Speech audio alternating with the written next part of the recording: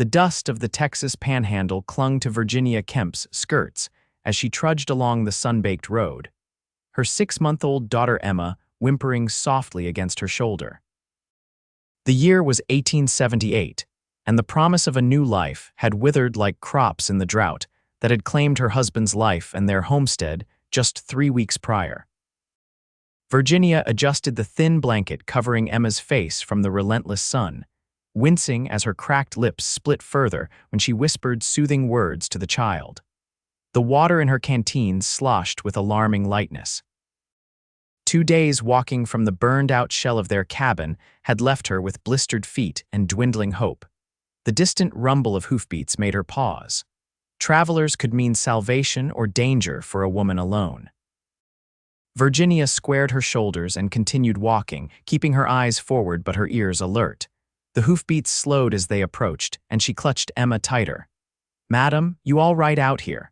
The voice was deep but gentle, tinged with a southern drawl. Virginia turned to see a man astride a chestnut quarter horse. His face was partially shadowed by a wide-brimmed hat, but she could make out the concerned furrow of his brow beneath it. His denim shirt was dusty but well-kept, and the revolver at his hip looked worn from use rather than display. "We're fine, thank you," she replied, the lie transparent even to her own ears. The man's gaze took in her sunburned face, her worn boots, and the infant clutched protectively to her chest. He dismounted with fluid grace, keeping a respectful distance. "Name's Isaac Everett," he said, removing his hat. His hair was dark brown with sun-bleached streaks, his eyes a clear hazel that caught the afternoon light. "Bound for Willow Creek, ranch hand by trade." "Virginia Kemp," she answered cautiously. "My daughter, Emma." Isaac nodded toward the empty road ahead. "Willow Creek's still 15 miles on. You got folks there." Virginia hesitated. "I have a cousin. I'm hoping she'll take us in." Isaac's eyes flickered with something doubt, perhaps, or concern. "Sun's getting low. No one should be out here after dark, especially not with a little one." He gestured to his horse. "Let me give you a ride, at least partway." Virginia eyed the stranger warily. She'd heard stories of women who trusted too easily. But Emma was fussing more insistently now, and Virginia's legs felt like they might buckle with each step. "I don't know you, Mr. Everett." "No, madam, you don't." He stepped back, giving her more space. "But I know what it's like to be alone out here. Lost my folks to cholera when I was 14. Had to make my own way." He reached into his saddlebag and extracted a small tin, opening it to reveal a photograph of an older couple. "My parents, only thing I've got left of them." The simple gesture, showing her something clearly precious to him, eased some of Virginia's apprehension. After a moment's consideration, she nodded. "Thank you. We'd be grateful for the ride." Isaac helped her onto the horse, ensuring she was secure before mounting behind her, careful to maintain a respectful distance while still providing support. Emma, soothed by the gentle rocking motion of the horse, quieted almost immediately. "She likes riding," Virginia murmured, surprised. "Got a good seat already," Isaac commented. "Gonna be a fine horsewoman someday." As they rode, the sunset painted the landscape in hues of gold and crimson. Virginia found herself relaxing incrementally against the solid warmth of the cowboy behind her. He smelled of leather, horses, and something clean like pine soap. "What brings you to these parts, Mrs. Kemp?" Isaac asked, his voice rumbling close to her ear. The question brought reality crashing back. "I'm a widow," she said stiffly. "My husband Thomas and I had a homestead about 40 miles east. Fire took it all, took him too." Isaac was quiet for a long moment. "I'm mighty sorry to hear that. Thank you." Virginia swallowed the familiar lump in her throat. "We'd only been there 8 months. Emma was born on that land."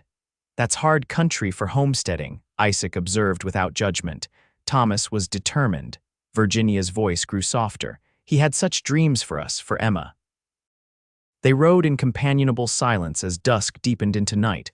Stars emerged overhead, brilliant pinpoints in the vast Texas sky.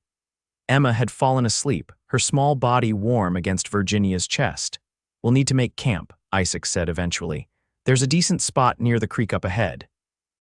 Water's still running despite the drought. Virginia tensed. Camping with a stranger wasn't what she'd anticipated, but she had little choice. As if sensing her unease, Isaac added, "I'll sleep on the other side of the fire, madam. You have my word." The camp was simple but efficient. Isaac tended to his horse, then gathered wood for a small fire. From his saddlebags, he produced jerky, hardtack, and a small pot of beans that he heated over the flames. Virginia accepted the food gratefully, realizing she hadn't eaten since morning. "Your cousin in Willow Creek," Isaac said as they ate. "You've been there before." Virginia concentrated on chewing the tough jerky before answering. "No, but she wrote to us last Christmas, said there was always a place for us if we needed it." Isaac nodded, his expression unreadable in the firelight. "Willow Creek's a decent town, growing, got a schoolhouse now, and talk of a railroad spur coming through. Have you been there often? Worked at the Triple R ranch outside town for 2 seasons. Owner's fair, pays on time." Isaac poked at the fire. "I'm heading back for the fall roundup." Virginia watched as he moved with practiced efficiency, banking the fire for the night. True to his word, he laid his bedroll on the opposite side, tipping his hat to her before settling down. "Good night, Mrs. Kemp." "Good night, Mr. Everett, and thank you." Virginia lay awake for some time, Emma nestled beside her, watching the stars wheel overhead and listening to the gentle breathing of the cowboy across the fire. Despite her circumstances, for the first time since Thomas's death, she felt a small measure of peace. Morning brought the cry of a hawk and the soft nickering of Isaac's horse. Virginia opened her eyes to find Isaac already up, brewing coffee in a battered pot. Emma was awake but content, watching a butterfly flit above her with fascinated eyes. "Sleep well?" Isaac asked, offering Virginia a tin cup of strong black coffee. "Better than I expected," she admitted, accepting the cup. Their fingers brushed briefly, and Virginia was surprised at the small flutter in her stomach. They broke camp efficiently, and soon they were back on the trail. The second day's journey was more companionable. Isaac pointed out landmarks, shared stories of his travels, and occasionally hummed old trail songs under his breath. Virginia found herself smiling at his tales, especially the ones about a stubborn mule named Percival, who had apparently outsmarted every ranch hand in 3 counties. By midday, they stopped to rest by a small stream. Isaac helped Virginia down from the horse, his hands strong and steady at her waist. Emma was fussy, hungry, and hot from the ride. "I need to feed her," Virginia said, a blush rising to her cheeks. Isaac immediately turned his back. "I'll just check on Rusty," he said, leading his horse a discreet distance away to give her privacy. As Virginia nursed her daughter, she watched Isaac with his horse. He spoke to the animal in low, affectionate tones, checking its hooves and patting its neck with genuine care. There was something about the gentleness of this clearly capable man that touched her. When Emma was fed and settled, they continued their journey. The terrain gradually changed, becoming slightly less arid as they approached Willow Creek. Small homesteads began to appear, signs of civilization emerging from the wilderness. "We should reach town by sundown," Isaac said. Virginia nodded, a new anxiety taking root. What if her cousin wasn't there? What if she wouldn't take them in? She had no money, no skills beyond keeping house and tending a garden. "You're thinking mighty hard," Isaac observed. "Just wondering what comes next," Virginia admitted. Isaac was quiet for a moment. "Life has a way of surprising you. After my folks passed, I thought that was the end of everything. Turned out it was just the beginning of something different." Virginia considered his words. "Different doesn't always mean better." "No," he agreed, "but it doesn't always mean worse either." As the sun began its descent, the outskirts of Willow Creek came into view. It was larger than Virginia had expected a proper town, with wooden buildings lining a main street, a church steeple visible against the darkening sky. "Where does your cousin live?" Isaac asked as they approached. Virginia's heart sank. "I only have the name, Eliza Porter." Isaac reined in his horse. "Eliza Porter, tall woman, voice like a songbird, runs the dress shop," hope sparked in Virginia's chest. "Yes, that sounds like how she described herself in her letters." Isaac smiled. "I know exactly where to find her." They rode down the main street as lamps were being lit in windows.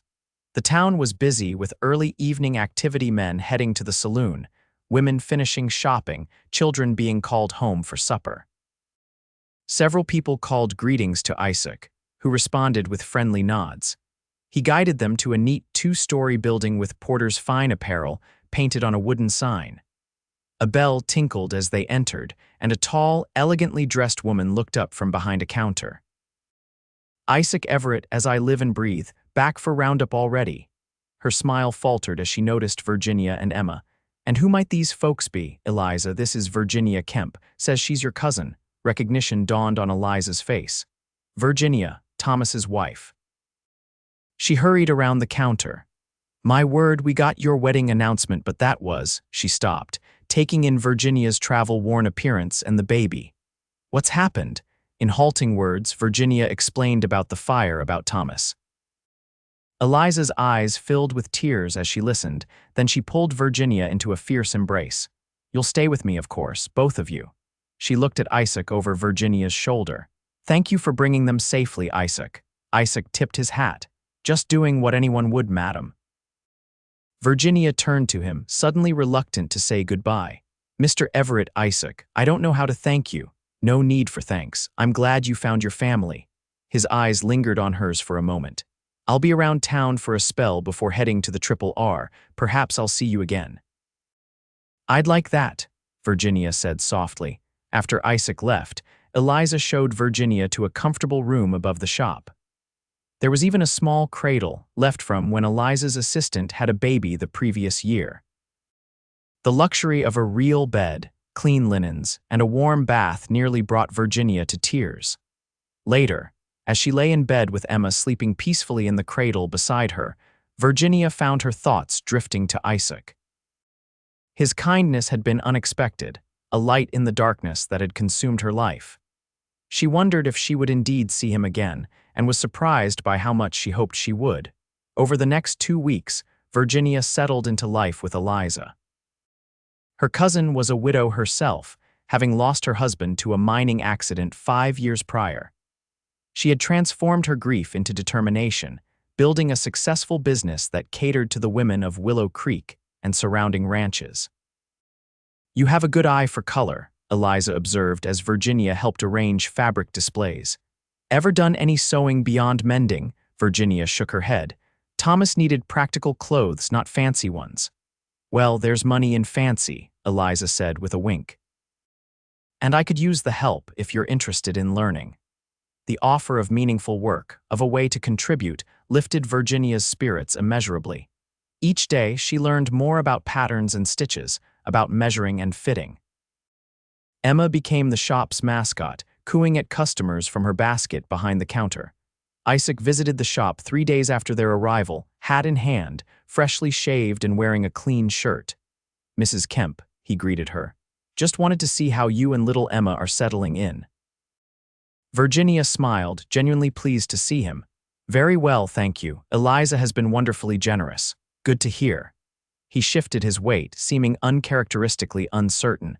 "I'm heading out to the Triple R tomorrow. Thought maybe you might like to take a walk this evening."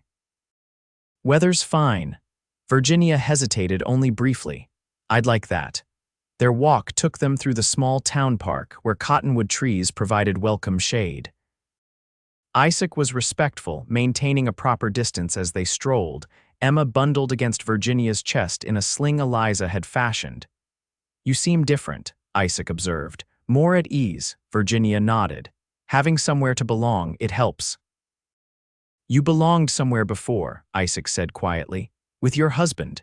"Yes," Virginia touched Emma's downy head. "But that place doesn't exist anymore. I'm learning that belonging isn't always about a place. Sometimes it's about people." Isaac's eyes met hers, warm and thoughtful. Wise words. As they walked back toward Eliza's shop, Isaac cleared his throat. "I'll be at the Triple R for about 6 weeks. Roundup's hard work, long days." "I imagine so, but I usually come into town on Sundays." He looked at her with a question in his eyes. "Would it be presumptuous to call on you then?" Virginia felt a flutter of something she hadn't experienced in a long-time anticipation, perhaps even hope. "Not presumptuous at all, Mr. Everett. I would welcome the company." True to his word, Isaac rode into town the following Sunday, and the Sunday after that. Their walks became a ritual, a pocket of time they both seemed to treasure. Isaac brought small gifts, a wooden rattle he'd carved for Emma, wildflowers gathered along the trail, once a ribbon the exact shade of Virginia's eyes. On his fourth Sunday visit, as they sat on a bench watching the sunset, Isaac finally spoke of what had been growing between them. "Virginia," he said, using her given name for the first time. "I know it hasn't been long since you lost Thomas. I know your heart's still healing. But I find myself thinking about you and Emma when I should be thinking about cattle." Virginia smiled softly. "Is that so?" "It is." He took a deep breath. "I'm not asking for anything you're not ready to give. Just wanted you to know that when you are ready, if you ever are, there's a man who thinks you're the bravest, most beautiful woman he's ever met." Tears pricked Virginia's eyes. "Isaac, you don't need to say anything," he assured her quickly. "Just something I wanted you to know." Virginia reached out, placing her hand over his. "Thank you for telling me, and for understanding that I need time." When fall turned to winter, Isaac took a job at the livery stable in town so he wouldn't have to be away at the ranch. He rented a small room above the blacksmith shop and became a regular visitor at Eliza's, often joining them for Sunday dinner after church. Emma adored him, reaching for him whenever he entered the room. Virginia watched as the tough cowboy melted under her daughter's gummy smiles, as he patiently let her grab his fingers and babbled conversations with her that made no sense to anyone but the two of them. On Christmas Eve, a light snow-dusted Willow Creek, unusual for that part of Texas. Virginia stood at the window of Eliza's parlor, watching the flakes drift down in the glow of the street lamps. Behind her, Eliza played carols on the small piano while Isaac sat on the floor, helping Emma stack wooden blocks. "She's going to be walking before we know it," Isaac remarked, steadying the little girl as she pulled herself up using his arm for support. The casual we wasn't lost on Virginia. Somehow, without her quite realizing it, they had become a unit, she, Emma, and Isaac. A family of sorts. After Emma was put to bed and Eliza tactfully retired early, Virginia and Isaac sat before the fire, mugs of spiced cider warming their hands. "I have something for you," Isaac said, reaching into his pocket. "Not much, but..." He handed her a small package wrapped in brown paper. Inside was a silver locket, simple but beautiful. When she opened it, she found a tiny portrait of Emma on one side. "The other side's empty," Isaac explained. "Thought maybe someday you might want to put someone else there." Virginia closed her hand around the locket, deeply touched. "It's beautiful, Isaac, thank you." "Virginia," he said, his voice soft but steady. "I know it's only been 6 months since we met. I know you're still carrying Thomas in your heart, and that's as it should be, but I've come to love you, and Emma too." Virginia's breath caught. Though his feelings had been clear in his actions, this was the first time he'd spoken the word. "I'm not asking for an answer tonight," he continued.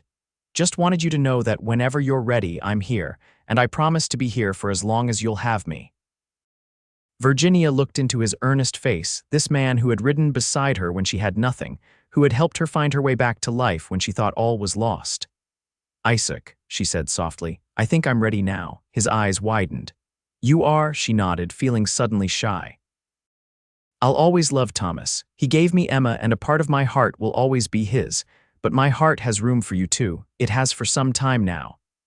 Isaac took her hand, his touch gentle.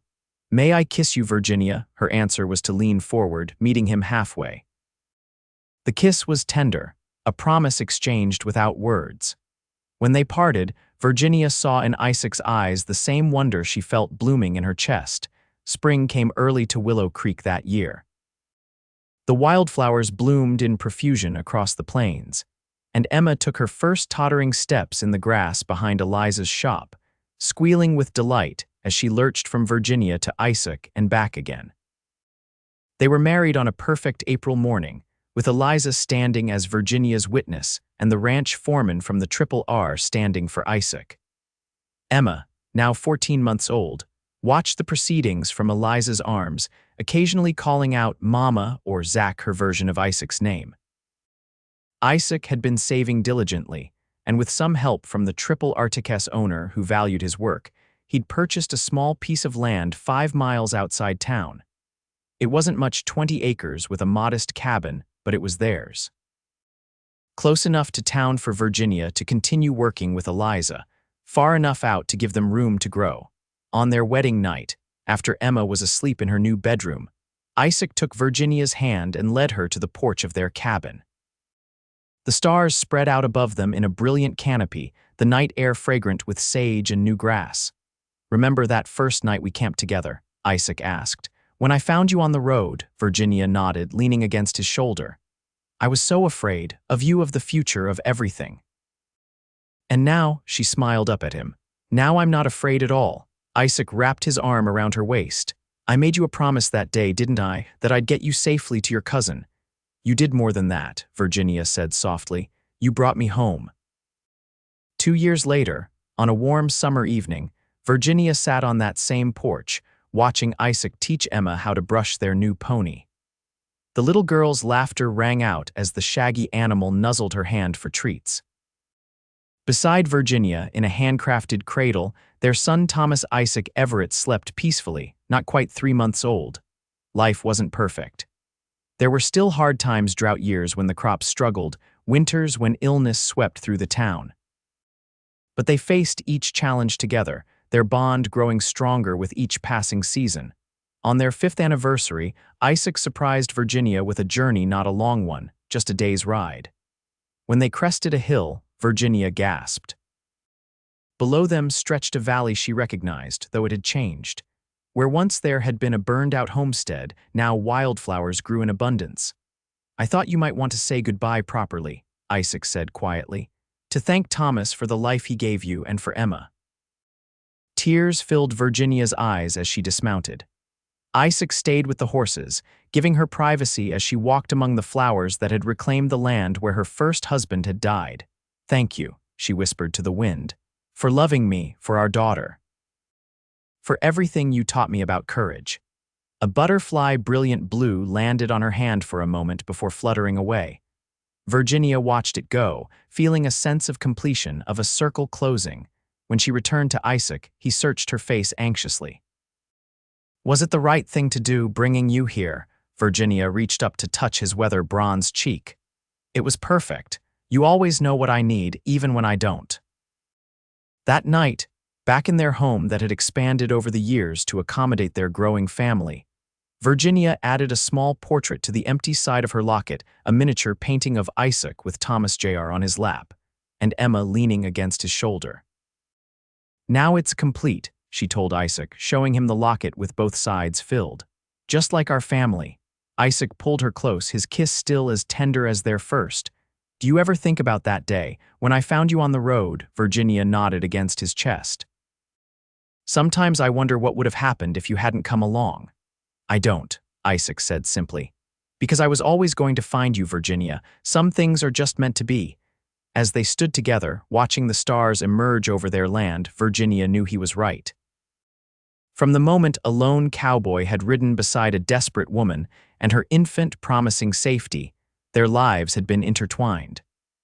What had begun as a chance encounter on a dusty Texas road had become a love story written across years, across hardships, across joy. Isaac had promised forever that day. And forever, Virginia knew with absolute certainty, was exactly what they would have.